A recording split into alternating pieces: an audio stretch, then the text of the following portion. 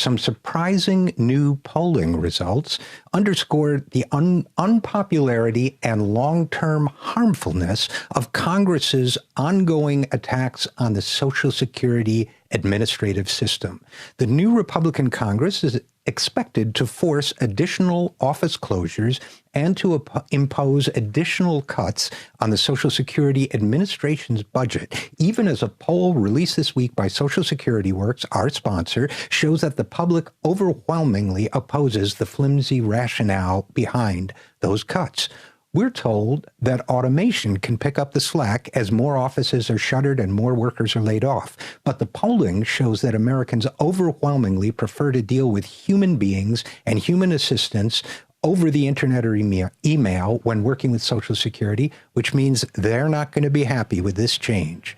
Now, there are good reasons for them to be unhappy. Social Security staffers, after all, are trained to understand the program's in and outs. People who apply through the internet may miss out on benefits they're eligible for, and they could remain unaware of other options which might work better for them. The Social Security Works poll, which was conducted this week by Public Policy Polling, showed that an overwhelming, I keep using that word, but it jumps out of these numbers, that an overwhelming 86% of Americans want as many or more local field offices available for Social Security users in the future as are available today.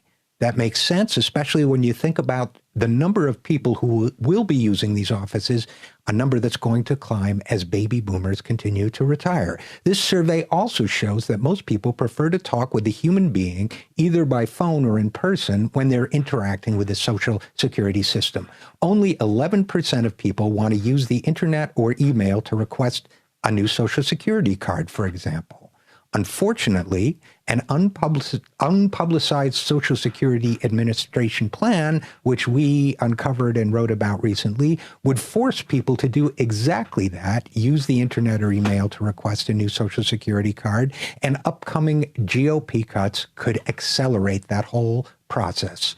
In an exclusive look at some of the raw polling data, a surprising fact came to light. Voters under 30 dislike the idea of using web-based services even more than older voters do. In fact, they dislike it much more. Only 3% of voters under 30 would rather use the internet or email to order new Social Security cards. Only 4% want to apply for retirement benefits through the internet or email, as opposed to 13% overall. That undermines a key argument for this whole downsizing plan. The idea that young people are more internet savvy and will be more comfortable using the internet, so there'll be less need for people and human assistance. Come to think of it, maybe younger people prefer human assistance because they're more internet savvy. Maybe because they know the internet is good for some things like getting information, but not good for other things like actually accomplishing physical tasks. Maybe that's one of the reasons why they feel this way. But if young people don't want a downsized and automated Social Security Administration, who does? The answer? Republicans. Not Republican voters. They dislike the idea as much or more as overall voters do, according to the raw data behind this poll. But Republicans in Congress love the idea. That's why they keep cutting budget requests for the Social Security Administration, even though the SSA's budget is paid out of the program's own fund and never contributes to the federal deficit.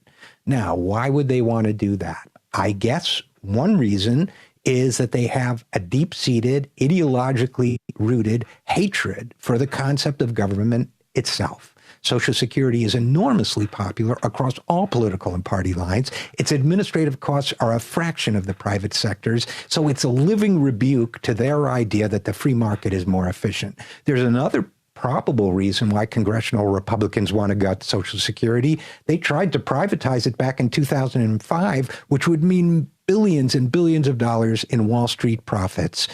Now, that didn't work, but they haven't given up. If you can't sell an idea on its merits, the next best approach is to slowly undermine the status quo. We've seen how this game works before in other privatization schemes. First, you slowly starve a popular program of the funds it needs to operate well. Then you tell everybody all the problems and delays that result are proof that quote-unquote government doesn't work.